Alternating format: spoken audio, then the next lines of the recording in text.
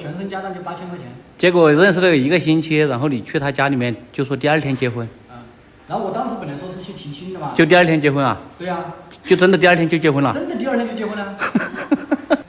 Hello， 大家好，今天我们来到了一个四川的老乡啊，他这是在老挝娶了老婆，生了孩子，然后在老挝买地建房了啊。这里就是他的家，我们现在去采访一下他。走。可能关注的时间比较长的应该认识他吧，因为我可能大概是2年多以前吧来他这里拍过。昨天我们住的那个宾馆也是他的，所以他可能平时在那边待的时间比较多，在这里待的时间比较少。现在这院子里面杂草丛生了都，以前这里是有墙，现在他把它全部拆了，做玻璃的。你来了我几年了？17年，那就7年了。你这块地是总共是多大呀？860平方。当初买的时候花多少钱？7万多，人民币7万多。是哪一年买的？3、4年了吧。第一次来老挝是为什么来？出门开开眼界。你是就想来老挝找老婆吗？没有，就是顺便找了个老婆。就是有那个心思也没办法去找，因为我那个时候全身家当加起来不过3000块钱，怎么找？你这个房子占地面积多少啊？我的房子的占地面积应该是200多一点。都是你一个人自己干？也没人帮我干啊。你做这一面墙你做了多久了？20天吧。那你接下来是准备怎么样啊？要不要装修啊？要不要吊顶啊什么的？要啊。后面还要规划把这个院子打理出来。对。外面就是13号公路，就从这里出去。13号公路就是老挝的一条主干道，这里是厨房。对，这边就是厨房跟带餐厅一起。就是你刚来老挝的时候是怎么生活下去的嘛？做什么事情？就是哪里有，因为那个时候老挝语也不懂，而且你也不可能挣到老挝人的钱，哪里有中国人需要修水沟啊、挖化粪池啊，就去干活。修水电啊，反正就是打零工。打零工干活。对。那时候一天能赚多少钱吗？能吃饭。你第一次过来是来旅游，然后感觉这边可以，你就留下来了。当时也没出过国，然后呢，像我那个时候身上揣着几千块钱，我也出不了国。当时就是一看老挝这个地方还是国外，对吧？机票才500多块钱，我就说那干脆去老挝晃荡晃荡，看一下，好歹咱也出过国了呢，对吧？所以这一晃荡就把你晃到这里7年了。对啊。而且接下来可能准备在这里生活几十年了。就应了那句话吗？钱带少了，来了之后回不去了。就这样子。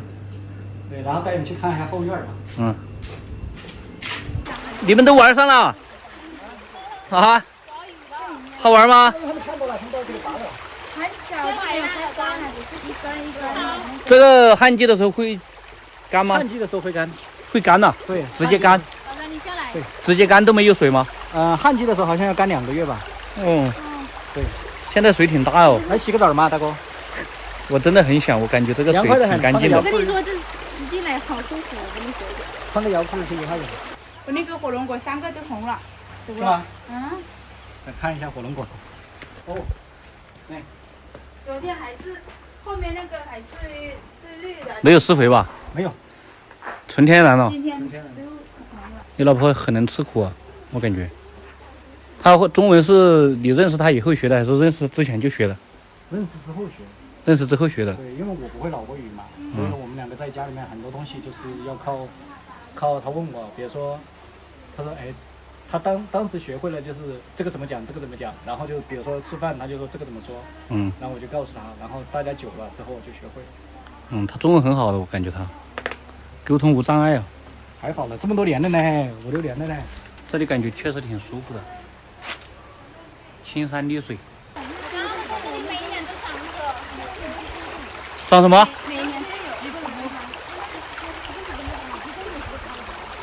你说的是3把锅。集中是吧？这里每年都长多少啊？很多吗？也不是很多，但是如果你一路收的话，也是一袋子还是有的。要不你们就搬到这里住吧，我看你们对这里好奇的很。你们俩是不是觉得这里比景点还好玩呢？啊？而且水很干净。要不喝一口？看我们视频的很多人，他们也很关心，如果来老挝的话，需要注意些啥？需要注意些什么？需要准备些什么？准备点钱。然后呢，还有就是需要注意的就是，其实一句话，在中国不能干的，在这边也就不要干。然后呢，学会尊重人就行。嗯，没有什么好注意的。不要惹事嘛。就打比方，比如说人家贴的牌牌在那里就禁止吸烟，对吧？啊。你不要吸烟就行了嘛。嗯。我给你看个东西。什么？哎呀，还有蛋呢！哇，还要生蛋了！吓我一跳！哎呀，你是养在这里的吗？是不是那个叫很大声那个？咕嘎咕嘎。家也有。就这个。你家也有？你能像他这样吗？随时有个地方可以找到他。他那个应该是公的。对，公的守，母的出去。哦，这个是公的，公的在家守家。你刚刚说到准备点钱，你觉得是准备多少合适？多少？看自己口袋咯。我当年来的时候不就2000多块钱嘛。对吧？就是看自己愿不愿意干活是吧？然后也不是干活，这东西就是你多对不对？然后你就多花呗，少你就少花呗，对吧？比如说像你一样。不够的话就去找点事干。你出去吃小面对吧？我出去喝稀饭，这不是一样的吃个早饭吗？对吧？这东西没有一个标准说你一定要带多少，自己看口袋说话。比如说像我的口袋。那你建不建议，如果他们像你一样揣个2、3千块钱就来老挝，而且准备长待？最好别来。啊，肯定要受很多苦是吧？也不是说一定要受很多苦，因为有。你没有生活费啊什么的时候，你肯定要去想办法去赚去干活了，就要。10个人当中。反正就是你自己熬过来了。对。一般人熬不过来。对，因为那个时候。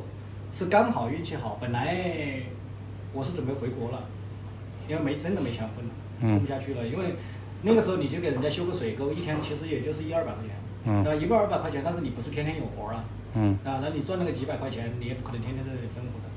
然后呢，真的赚不到钱，准备回去了。然后我那个兄弟，然后就跟我说，要不你想留下来不？我说我想，但是确实要饿死在这里了。然后他说。那你去看一下有没有其他的可以做的咯。然后呢，他就跟我出了个主意，他说那谁开了个广告公司，倒闭了。你看一下你有没有兴趣咯？我当时一想，我一个学机械的，对吧？然后呢，像焊接啊什么这些广告架肯定是没问题，那么就是打印跟设计上也不行嘛。但是呢，那个时候我会点 PS。然后后来就是用 PS， 然后呢自学打印机，那个就是喷墨的在打印呢，就是喷绘机，自学喷绘机，然后呢用 PS 设计广告，那个就是你不会的，你就想办法去学，既然想做这个事情，对，去学，有的东西会，有的东西不会，不会的话就自己去学，所以就是这样熬过来。对，然后呢，钱少就熬，钱多呢就可以躺平一点。你跟你老婆结婚彩礼花了多少？没花多少钱，我当时没有钱。我跟我老婆两个认识的时候是认识1个星期吧，他妈妈就叫他回家了。然后按照他们，我后来才知道的，就是按照他们苗族的这种风俗习惯，就是，如果你有男朋友了，要么你就结婚，要么你俩就不要在一起。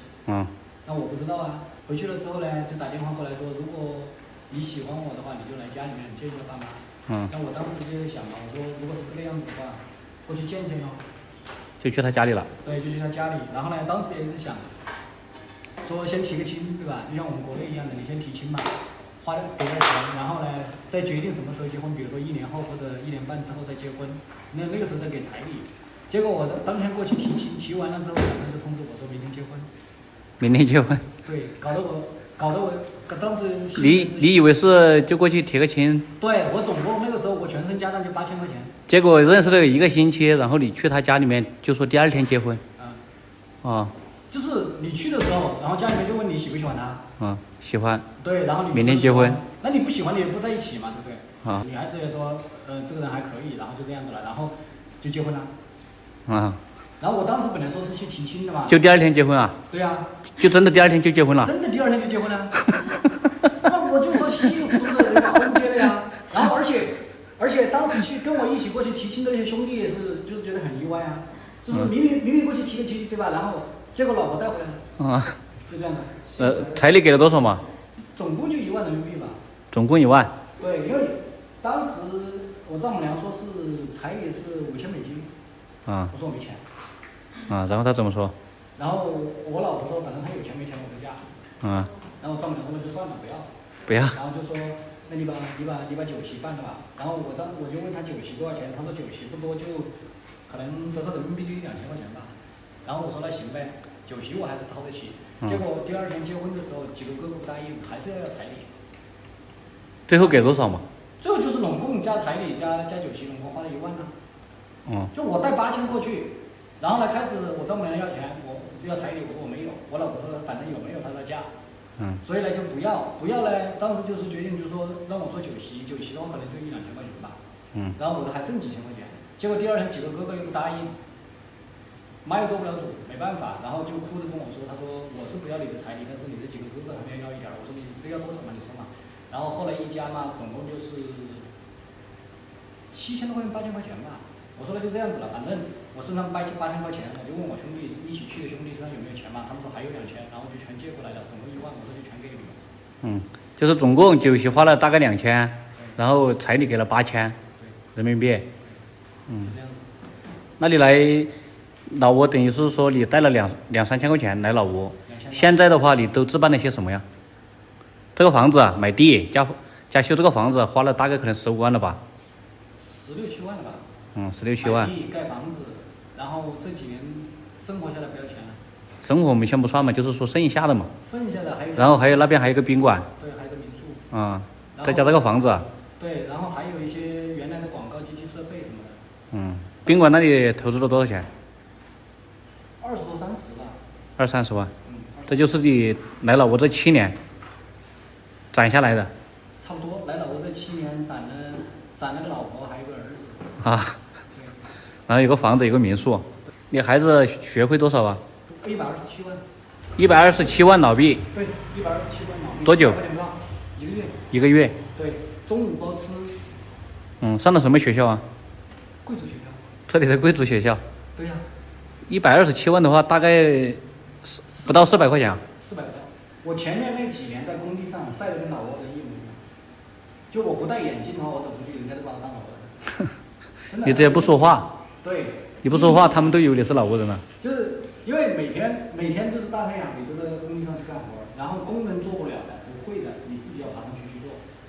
而且我那时候特别两毛，白天带工人出去安装广告，晚上回来还要设计，然后还要把这些第2天要用的广告打出来，基本上就是机器开着打到凌晨3、4点，然后再去睡。睡了之后，第2天早上又带工人去工地上，然后找个凉快的地方躲着眯一会儿，工人先装简单的。不行的就还得自己动手。真的，老挝不好混。老挝不好混。真的不好混。你要在老挝待几年，请几个工人干活，你就知道了。请老挝工人能气死你。对，没病的都会气出病来。所以来老挝找老婆的啊，有一些成功的案例，也有很多失败的。像他这种成功的呢，就是我们记录下来的，但是还有很多失败的，我们没有记录下来。然后他也有一个他自己的账号，也是经常在更新视频的，名字叫什么？老胡在老挝。名字叫老胡在老挝，你们也可以去关注一下他。他也经常会开播呀，跟大家聊聊天，可以向他取经，是吧？不要盲目的就跑到老挝来，可以先来旅游一下，了解一下，是吧？像我们这里再猫几年。不要着急，反正都已经待了好几十年，也不再不多待1-2年，对吧？先猫在这里看，不能太着急。很多人可能就想着我一去了就要找一个怎么样的，哪那么简单啊，是吧？还是要先来当地了解，但是也不要盲目的来。其实我也不建议大家来，毕竟一个陌生的地方，很多东西不熟悉不了解。如果确实有那个必要的话，你们得多做这个攻略吧，好好了解一下吧。那我们今天的视频就到这里吧，还有什么问题我们后续再聊啊。一下子我也不知道要去了解一些什么，反正聊到啥就是啥了。OK。OK。拜拜。拜拜。